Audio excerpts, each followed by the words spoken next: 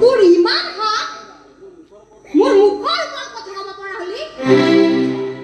ma'am সাহেব এইটো আপুনি ভাল কাম নকৰিলে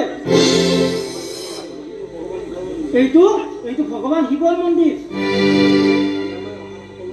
ইয়ালৈ অহা সকলোৰে অধিকাৰ আছে আপুনি এই মন্দিৰৰ বিগ্ৰহৰ সন্মুখত বোৱাৰীজনীক গালত চৰ মাৰি ভাল কাম নকৰিলে যে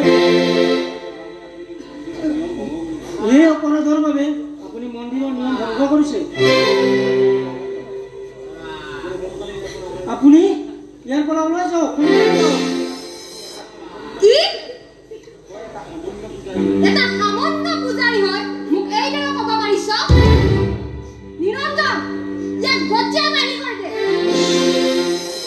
বাইদেউ এইবোৰ বাদ দে পূজা ভাগ আগবঢ়াই দে তই ইয়াত যিবোৰ আৰম্ভ কৰিছ পিছত আকৌ তয়ে ক্ষমা খুজিব লাগিব ক্ষমা খুজি মই ইয়াৰ ওচৰত মা তুমি এইবোৰ কি আৰম্ভ কৰিছা পূজাৰী দেও মায়ে খঙতে তেনেকৈ কৈছে বেয়া নাপাব এয়া লওক পূজা মই নলওঁ তোমালোকে দিয়া দিয়কহে পূজাৰী দেও এইবোৰ মোৰ কাৰণে হ'বলৈ পালে দিয়কহে পূজাৰী দেও মাইকী মানুহৰ কথাটো আপুনি লাগি থাকেনে দিয়ক পূজা ভাগ আগবঢ়াই দিয়ক দিয়া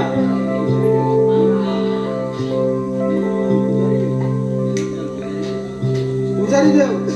আশীৰ্বাদ দিয়ক যাতে ঘৰখনত অশান্তি অমংগল বিনাশ হয় আশীৰ্বাদ দিয়ক পূজাৰী দেও তই মনে মনে না আছো দেই আটাই প্ৰণাম কৰক সেৱা কৰ বাইদেউ বম বম শিৱ শম্ভু কৈলাশপতি হৰ হৰ মহাদেৱ ভক্তৰ মনোবাঞ্ছা পূৰ্ণ কৰক বাবা আহিলো